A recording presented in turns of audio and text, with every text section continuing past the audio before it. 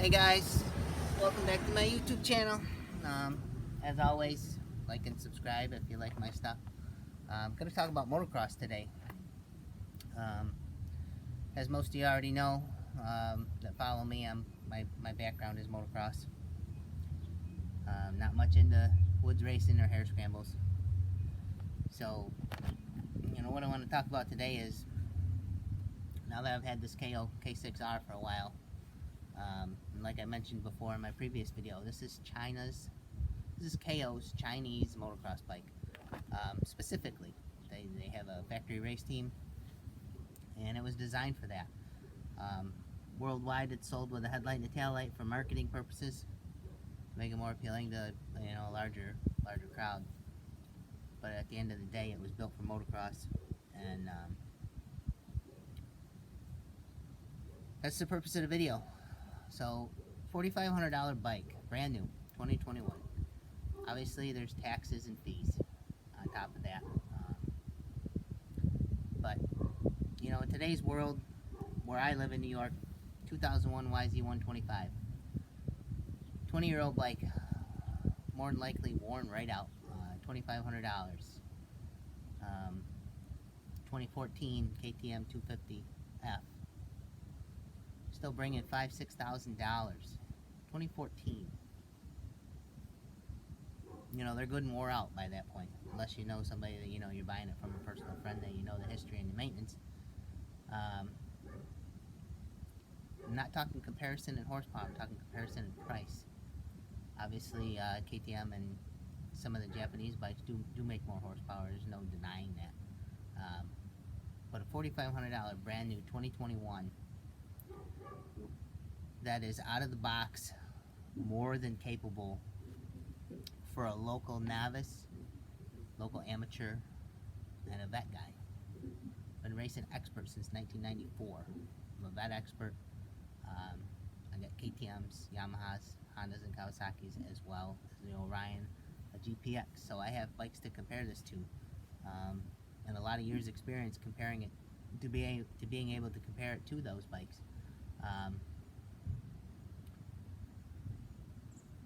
What I'm seeing a lot lately, these Chinese bikes are becoming more popular. Not just the Kayo brand, but GPX is blowing up. A lot of people buy the Hawk because they're inexpensive. The Apollos, the Orion RXBs. In my eyes, because my business revolves around Chinese off-road motorcycles, I see, with the economy, with the dealerships not having the name brands, the Chinese bikes are taking over, which is okay by me. I'm not into all the political bullshit, so I'm a dirt bike guy, and I don't care who makes it. But my point is, nowadays you spend a lot of money for a name brand, and most of the people aren't even capable of using them to their full potential anyway, myself included. Doesn't matter how long I've been riding. You really got to be a young, fast, going pro type of guy to use these bikes up. The other thing I want to point out too is the Kayo brand, you got to buy it from a dealer. So one thing you're going to have is, if there's a fault with the bike, parts missing, something not straight, it's a dealer prep issue. You're buying it from a dealer. You're buying it off the floor just like you would a Honda or anything else. A lot of these Chinese bikes, you get shipped to your door. Parts missing, crates damaged, subframes bent, foot pegs missing, other parts missing. You're not going to get that with the Kayo. That's an upside, because the dealer has to put it together.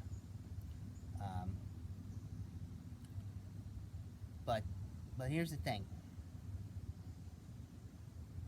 These kids coming up through the ranks off of 85s into the big bike scene, this bike is perfect. Unless you're a top expert, I'd say different. But the up-and-coming beginners, the novice, the amateurs, coming off 85s or new to the sport, $4,500 versus $9,000. It's crazy not to even consider it. You know, I suggest to anybody, get to the dealer and look at one of these things. They're built as good as any Japanese brand. I don't care what anybody says. I've heard rumors. I hear other brand, you know, people that run other companies and sell other brands say, Kayo, they're, you know, my bikes are better, or whatever. Kayo really came around and changed a lot of things. Most of you guys don't know, but Kayo didn't sell their bikes in the United States for a few different reasons, and have since parted ways with some other business ventures, and they're in full swing. They're putting these bikes out there, and they're great.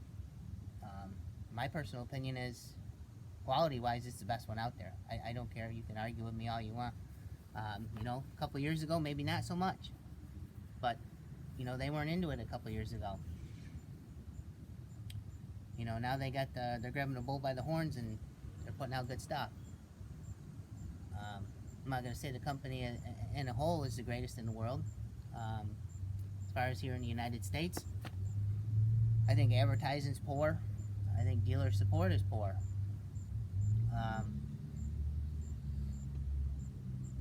But the product itself is great. Little Johnny coming up through the ranks, Mom and Dad can buy him a $4,500 brand new bike that nobody's monkeyed with, hasn't had the shit beat out of it. And you can start fresh. You know what you got. You can take care of it for a long time. These Zongshan motors, they last forever. Producing competitive power, not top of the line power, but competitive power. You know, any amateur kid or vet expert, vet amateur, vet novice, it's more than enough. You don't need it. You don't need any more than that.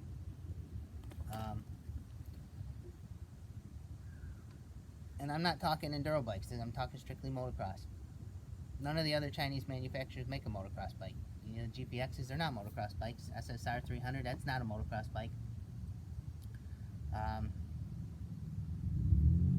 You know, they have potential to be an okay one if you want to do a lot of stuff to it, but right out of the box, this is it. This is all we get for a Chinese motocross bike. And I have no problem on this video telling anybody, for the price, go buy one. Novice, beginner, amateur, you're not going to be disappointed. Don't have to do anything to it. It's not one of these bikes like the rest of the Chinese brands where you got to take it apart and grease it. I took this thing apart the day I got it. All the bearings are greased. Spokes are tight. Tires had the correct air pressure in them. Obviously, some of that's dealer related, but that's the perk of having a dealer put it together if they know what they're doing. All the bolts are tight. Air filter had oil on it. Not really much else to say other than that. You know, it's. I hear all these people talking. You know, GPX is better, SSR is better. They're not making a motocross bike. They're not motocross bikes. I'm not talking about that.